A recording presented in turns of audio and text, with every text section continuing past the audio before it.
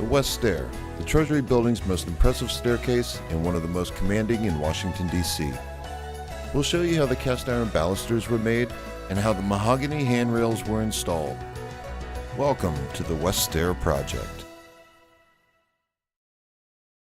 Molds of the original balusters were made from 3D laser scans. Thanks to this technology, none of the original balusters had to be removed. Once the mold has been created, a negative of the balusters is made. This negative will have cast iron poured into it, creating the new pieces. To make this negative, heated sand resin is mixed together. A machine prepares the sand mixture for use in the mold. It also recycles the sand mixture once the piece is cast. Additional mold work is done to create ventilation and pouring holes. At 2100 degrees Fahrenheit, the cast iron is definitely no joke. It takes much care and years of experience to handle such a dangerous material safely. An overhead crane is used to move the cast iron from the furnace to where it will be poured. Insulation is kept on top of the container to maintain the temperature of the metal as it's moved. Cast iron is poured into the mold. As the mold fills, the air in the mold is displaced by iron, causing excess metal to fly out. One by one, the balusters are made using this technique. The new baluster is removed from the sand once the iron has been solidified. The sand will then be reused again for additional molds. Once the sand is removed, the baluster is checked for any imperfections.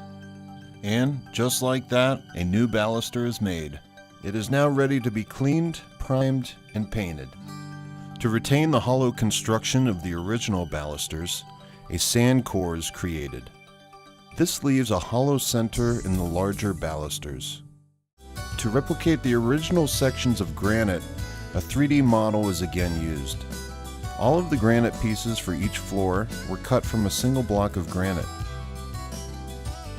For many of the complex shapes required to duplicate the decorative granite of the original stair, the final finishing work had to be done by hand. For large, flat sections, a machine is used to achieve the desired finish. As with most stone cutting processes, the majority of the cutting was done under a constant stream of water. The water is then removed using compressed air, which will preserve the appearance of the granite. Once the finished pieces pass inspection, they are ready to be shipped. Support plates are installed and each piece of granite is fine-tuned to ensure the proper fit.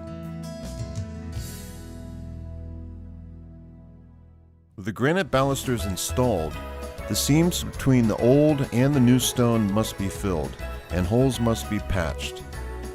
The granite is then sanded and polished. After the granite, balusters, and handrail support channel is in place, the mahogany handrail is assembled on site.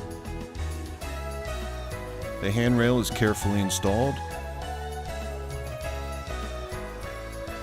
and the job is done.